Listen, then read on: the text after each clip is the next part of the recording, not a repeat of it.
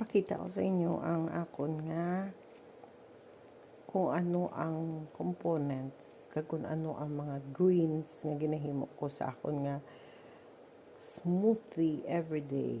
Gina-alternate ko, subong mabutang ko luya tomorrow or the next day wala luya, wala lemon kay hindi si Anson sang maaslom kag may taste of luya. So subong amo ni siya. Celery, carrots, apple, spinach, and banana. Amo lang na siya, subong. Tapos, sang nagligad, may ano siya, may lemon. Tapos, ginakuha ko lang ang balat sang lemon kaya mapait. Tapos, sa next naman, butangan ko naman sang luya para may dutay lang low kick lang. Subong wala na siya.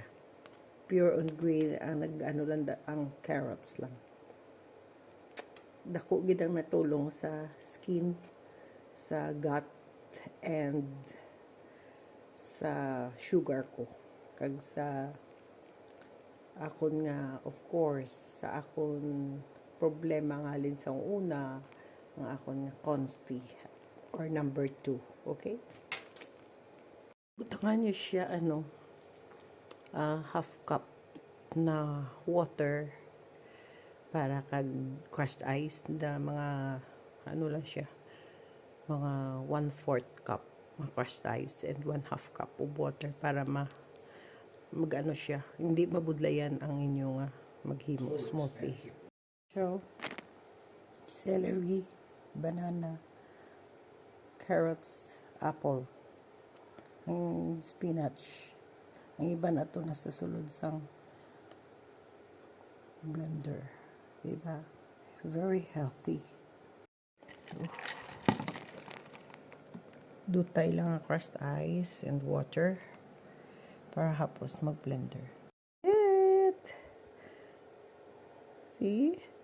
1 glass a day keeps the doctors away. And it's true. Kay Anson, very ano kay Anson kay ga-exercise siya. Ako medyo tigas ng ulo eh.